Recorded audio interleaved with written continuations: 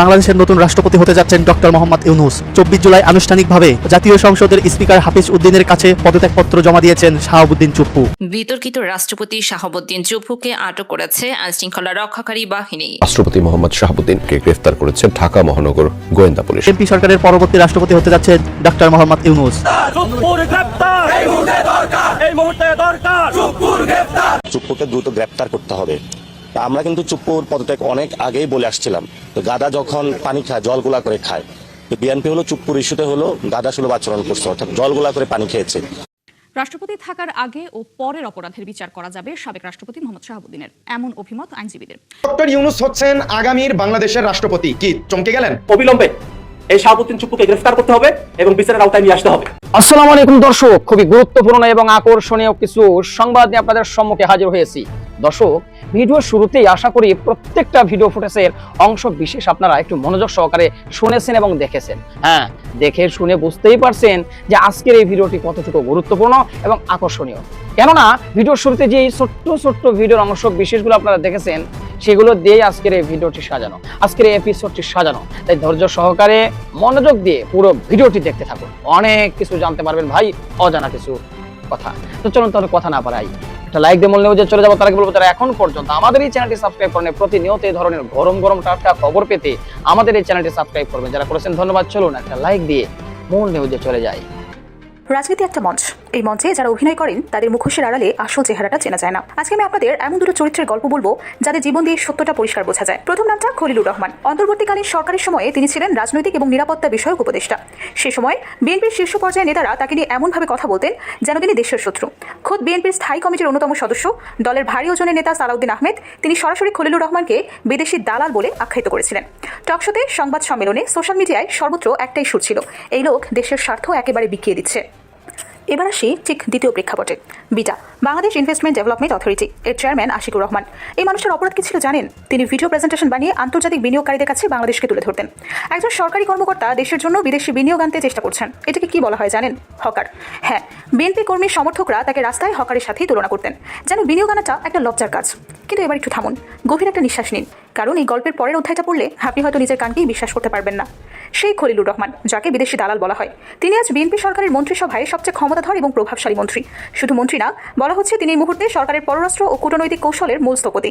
জাতিসংঘের বিশেষ দায়িত্বে তার ভূমিকা বাংলাদেশকে আন্তর্জাতিক মঞ্চে এমন একটা জায়গা করে দিয়েছে যা আগে কখনোই ছিল না। ভারতের সাথে যে বাংলাদেশ একসময় চোখ নামিয়ে কথা বলতো, সে বাংলাদেশ আজ সমানে সমানে দাঁড়িয়ে কথা বলছে। এই সাহসের পেছনে খলিলুর রহমানের কূটনৈতিক দক্ষতার অবদান সত্যি একেবারে অনস্বীকার্য। আর সেই হকার আশিকুর রহমান, তিনি আজও ঠিক একই পদে আছেন, বিরাট চেয়ারম্যান। বিএনপি সরকারের অধীনেই কাজ করছেন। যে কাজটা একসময় উপহাস করা হয়েছিল, সে কাজটাই এখন সরকারের অন্যতম গুরুত্বপূর্ণ অগ্রাধিকার, বিদেশি বিনিয়োগ আকর্ষণ। শুনতে অনেক অদ্ভুত লাগছে, তাই না? রাজনীতির মঞ্চে গতকালের ভিলেন আজকের হিরো, গতকালের শত্রু আজকের সবচেয়ে বিশ্বস্ত বন্ধু। এটাই বাংলাদেশের রাজনীতির সবচেয়ে নির্মম এবং সবচেয়ে বাস্তব সত্য। মুখে যা বলা হয়, অন্তরে সবসময় সেটা থাকে না। কিন্তু আসল বোমাটা এখনো ফাটেনি, সেটা ফাটতে এখন যাচ্ছে। বাংলাদেশের সংবিধান অনুযায়ী রাষ্ট্রপতির পদ শূন্য হলে পরবর্তী 90 দিনের মধ্যে নতুন রাষ্ট্রপতি নির্বাচন করতে হবে। এই নির্বাচন করবেন জাতীয় সংসদের সদস্য। রাষ্ট্রপতি শাহাবুদ্দিনের বিদায়ের সংকেত পাওয়ার পর থেকেই পুরো দেশে একটাই প্রশ্ন, বঙ্গভবনের পরবর্তী বাসিন্দা কে হবেন? নাম তো অনেকেরই উঠছে, কিন্তু এখানে একটা মারাত্মক জটিলতা আছে। বিএনপির অভ্যন্তরে এই মুহূর্তে যে দলাদলি এবং গ্রুপিং চলছে, সেটা প্রায় যুদ্ধক্ষেত্রের মতো। এক এক গ্রুপ এক একজনকে চাইছে, প্রত্যেকে নিজস্ব হিসাব নিকাশ আছে। আর এই কারণেই বলা হচ্ছে বিএনপির ভারপ্রাপ্ত চেয়ারম্যান তারেক রহমান একটা অত্যন্ত চতুর সিদ্ধান্ত নিতে যাচ্ছেন। তিনি নাকি দলের ভেতর থেকে কাউকে রাষ্ট্রপতি বানাতে চাইছেন না। তার পরিকল্পনা দলের বাইরে থেকে নিরপেক্ষ, সর্বজন গ্রাহ্য এমন কাউকে বঙ্গভবনে বসানো, যাকে নিয়ে দলের ভেতরে কোনো কোন্দল হবে না, আবার বাহিরেও কোনো বিতর্ক উঠবে না। আর ঠিক এখানেই একটা নাম ফিসফিস করে ঘুরে বেড়াচ্ছে ঢাকার রাজনৈতিক অলিগলিতে। কেউ জোরে বলছেন না, কিন্তু প্রায় সবাই জানেন, সেই নামটা হলো ডক্টর মোহাম্মদ ইউনূস। এবার একটু দাঁড়ান, আসল সত্য কি এখানেই শেষ? এই গল্পের সবচেয়ে বিস্ময়কর অংশটা এখানে। ডক্টর মোহাম্মদ ইউনূস নোবেল শান্তি পুরস্কার বিজয়ী, ক্ষুদ্র ঋণের জনক, বিশ্বের অন্যতম প্রভাবশালী ব্যক্তিত্ব। এই মানুষটাকে নিয়েও কিন্তু বিএনপির নেতাকর্মীরা একসময় তীব্র সমালোচনা করেছেন। শুধু সমালোচনা না, বিএনপির আমলেই তার বিরুদ্ধে আদালতে মামলা দায়ের হয়েছে। সেদিন তাকে রাষ্ট্রের শত্রু হিসেবে দেখানোর চেষ্টা হয়েছে। আর আজ সে একই রাজনৈতিক দল তাকে রাষ্ট্রের সর্বোচ্চ পদে বসাতে চাইছে। খলিলুর রহমানের গল্প, আশিকুর রহমানের গল্প, এগুলো যদি ট্রেলার হয়, তাহলে ডক্টর ইউনূসের গল্পটা হলো পুরো সিনেমা। অন্তর্বর্তীকালীন সরকারের মেয়াদ শেষ হওয়ার সময় একটা রাজনৈতিক মহল খুব জোরে সোরে প্রচার চালাচ্ছিল যে ডক্টর ইউনূস ক্ষমতা ছাড়ার পরই দেশে ছেড়ে চলে যাবেন। সোশ্যাল মিডিয়ায় গুজবের বন্যা বয়ে গেছে। কেউ কেউ দাবি করেছে তার বিমানের টিকিটও কাটা হয়েছে। একটা পুরো ন্যারেটিভ তৈরি হয়েছিল, এই মানুষটা পালিয়ে যাবে। কিন্তু বাস্তবতা হলো তিনি পালাননি। প্রধান উপদেষ্টার পদ থেকে সরে দাঁড়ানোর পর ডক্টর মোহাম্মদ ইউনূস এমন একটা কথা বলেছেন যেটা সব গুজবের মুখে তালা লাগিয়ে দিয়েছে। তিনি বললেন, এই দেশে আমার জন্ম, এই দেশেই হবে আমার মৃত্যু। তিনি জানিয়ে দিলেন গুলশানে নিজের বাড়িতেই তিনি থাকছেন, কোথাও যাচ্ছেন না। এই একটা বাক্য পুরো রাজনৈতিক সমীকরণ বদলে দিল।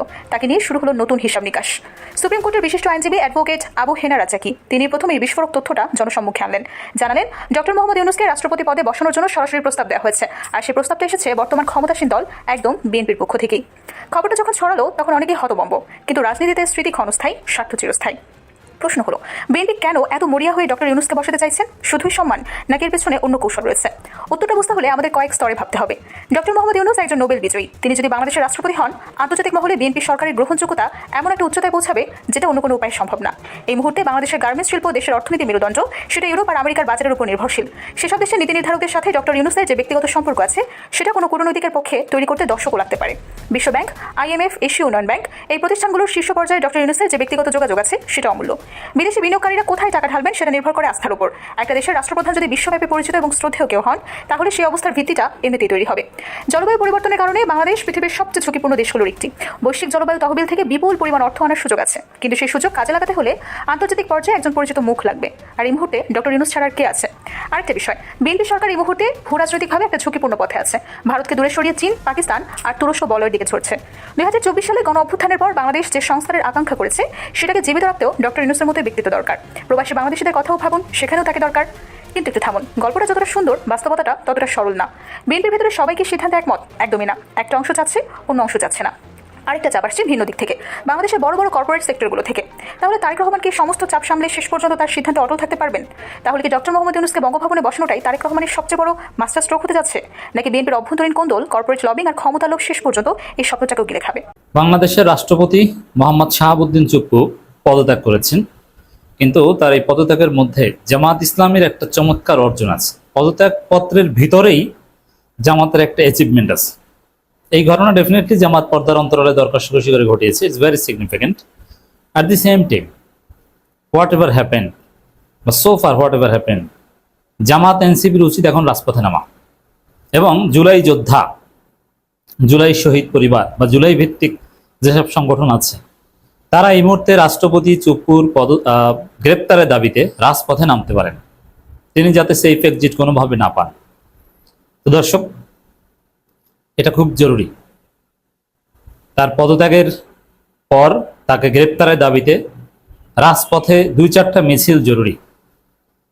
জামাত সরাসরি না নামতে পারলেও যারা রাজপথে নামবে তাদেরকে লোক সাপ্লাই দেন, হাসনাত আবদুল্লাহরা কিছু একটা উদ্যোগ নিতে পারে, কারণ ইটস পার্ট অফ জুলাই। চুপ্পুকে গ্রেপ্তারের দাবিতে আন্দোলন করাটা এখন পার্ট অফ জুলাই। শাহাবুদ্দিন চুপ্পুর পদত্যাগ পত্রটা সাথে সাথে আমাদের কাছে এসেছে, একদম তার সিগনেচার সহ। দর্শক, সেই পদত্যাগ পত্রে মজার কিছু ঘটনা আছে। তিনি কি লিখেছেন? এই পদত্যাগ পত্র কিন্তু নানানভাবে লেখা যায়, কিন্তু পদত্যাগ পত্রে তার সর্বশেষ, চুপ্পুর যে সর্বশেষ ক্ষমতা অফিসিয়াল, যেটা এই পদত্যাগ পত্র, এটার মধ্য দিয়ে বিএনপি সরকার ইউনূস সরকারের বৈধতা আদায় করে নিয়েছে এবং এর মধ্যে কিছু সিগনিফিকেন্স আছে, কিছু বার্তা আছে অতি সূক্ষ্ম। এবং জামাত ইসলামের একটা বৈধতা বা জামাত ইসলামের একটা অবদান, গণতন্ত্রে জামাতের ভূমিকা, এটাও এই পদত্যাগের মধ্য দিয়ে জামাতও আদায় করে নিয়েছে। মানে এই পদত্যাগপত্র যে একদম চুপ্পু নিজের মন মতো করে লিখেছেন তা না, সরকার যেটা দিয়ে দিয়েছে তিনি যা সাইন করেছেন হয়তো, এবং সরকার এখানে জামাতকেও একটু রেসপেক্ট করেছে, এটা অবশ্যই জানা দরকার। এখন জামাতকে রেসপেক্ট করেছে কি জন্য? বিএনপি কি জামাতকে ম্যানেজ করে চুপ্পুকে সেফ এক্সিট দিতে চায়, এই জন্য জামাতকে একটু খুশি করলো? এমনিতে স্ট্র্যাটেজিক্যালি এটা জামাতের বিজয়, এটা আগেই বলেছি। এটা প্রধানমন্ত্রী চীন সফরের একটা ফলাফল চুপ্পুর এই পদত্যাগ, এবং সর্বশেষ ইন্ডিয়ান সানা বাংলাদেশ থেকে বিদায় চুপ্পুর পদত্যাগের মধ্য দিয়ে। এতে ইন্ডিয়া আরেক দফা একটা হোঁচট খেলো এবং আওয়ামী মহলে নানান কান্নাকাটি। আওয়ামী লীগের লোকজন প্রত্যেক দিন কিন্তু অনলাইনে যথেষ্ট সরব থাকে, আমরা এগুলো বৃহত্তর স্বার্থে, গবেষণার স্বার্থে খেয়াল করি। নবনীতা চৌধুরী আর অনেক সাংবাদিক আছে, ভারতের বিভিন্ন সাংবাদিকদের তারা লাইভে নিয়ে আসে, আনিস আলমগীর, গোলাম মোল্লা রনি, এরকম আরো এক পান্না, এরকম অনেকে আছেন। প্রত্যেকের কান্নাকাটি পদত্যাগের খবর বা পদত্যাগ করবেন এই গুঞ্জন শুরু হওয়ার সাথে সাথে। তারা এইভাবে কানতে কানতে কানতে কানতে হতাশায় মরবে। তাদের সর্বশেষ ভরসা ছিল যে চুপ্পু, খড়কুটো ধরে একটু বাঁচান। এখন চুপ্পু নাই। শেখ হাসিনা চুপ্পুকে নির্দেশ দিয়েছিল যে বিএনপির সাথে অভিনয় করে পদ আঁকড়ে ধরো, কিন্তু আর পারলো না। চীন সফরের ফলাফলে ভারতপন্থী রাষ্ট্রপতির বিদায়, এটা এইভাবে রিড করা সবচেয়ে বেটার। তো দর্শক, রাষ্ট্রপতি গণপ্রজাতন্ত্রী বাংলাদেশ বঙ্গভবন ঢাকা, সেখানের একদম রাষ্ট্রপতির মনোগ্রাম যুক্ত পদত্যাগপত্র বিসমিল্লাহির রহমানির রহিম উপরে লেখা। সম্মানিত স্পিকার, কারণ স্পিকারের কাছে পদত্যাগ করতে হয়। বাংলাদেশ জাতীয় সংসদ, শেরেবাংলা নগর, ঢাকা। বিষয় রাষ্ট্রপতি পদ হতে পদত্যাগ। সেখানে শ্রদ্ধান্বেষু আসসালামু আলাইকুম, এটা আবার হাত দিয়ে লিখেছেন, টাইপের পর একটু অ্যাড করেছেন। মানে রাষ্ট্রপতির যে কলমের কালার, যে কালার দিয়ে তিনি সাধারণত সিগনেচার দিয়ে থাকেন, ওই কালারে লিখেছেন। তো দর্শক, আমি মোহাম্মদ শাহাবুদ্দিন গণপ্রজাতন্ত্রী বাংলাদেশের 22তম রাষ্ট্রপতি হিসাবে নির্বাচিত হয়ে 2023 খ্রিস্টাব্দ সনের 24 এপ্রিল রাষ্ট্রপতি হিসেবে শপথ গ্রহণ করি এবং অদ্যাবধি নিষ্ঠা, সততা ও সংবিধানের প্রতি পূর্ণ আনুগত্যের সঙ্গে দায়িত্ব পালন করছি। প্রসঙ্গত উল্লেখ্য যে গত 5 আগস্ট 2024 সনে ছাত্র জনতার গণঅভ্যুত্থানের মুখে তৎকালীন সরকারের পতনের পর দেশে গণতান্ত্রিক ও সাংবিধানিক সংকটের সৃষ্টি হয়। সাংবিধানিক সংকট থেকে উত্তরণের অভিপ্রায়ে সংবিধানের 106 নং অনুচ্ছেদের ক্ষমতা বলে আমি রাষ্ট্রপতি হিসাবে বাংলাদেশ সুপ্রিম কোর্টে আপিল বিভাগের মতামত কামনা করি। অতঃপর বাংলাদেশ সুপ্রিম কোর্টের আপিল বিভাগের পরামর্শক্রমে অন্তর্বর্তী সরকার গঠন করি। অন্তর্বর্তীকালীন সরকারের রাজনৈতিক দলগুলোর সঙ্গে পরামর্শ করে জাতীয় সংসদের সাধারণ নির্বাচন আয়োজন করে। এর মানে অন্তর্বর্তীকালীন সরকারকে একটা পূর্ণ বৈধতা দিয়েছেন আপিল বিভাগের রেফারেন্স অনুযায়ী, আর্টিকেল 106। এটাও রাষ্ট্রপতির উপর চাপিয়ে দিয়েছেন শেষ পর্যন্ত, কারণ আর্টিকেল 106 অনুযায়ী আপিল বিভাগের রেফারেন্স কোথায় তার কোনো দলিল নেই, কোনো প্রমাণ নাই। কিন্তু বিএনপি সরকার চুপ্পুর মুখ থেকে সেটা আদায় করে নিয়েছে। চুপ্পু বলছেন, যার সময় বলছেন ওইটি প্রমাণ। কারণ ওই সময় বিচারকরা পালাতক ছিলেন, আপিল বিভাগের পূর্ণ বেঞ্চের রেফারেন্সের কোনো দলিল কাগজপত্র কেউ দেখাতে পারবে বলে আমার মনে হয় না। আর হাসিনা পদত্যাগ করেছেন এই কথাটা কিন্তু উল্লেখ নেই, এটা আরো সিগনিফিকেন্ট।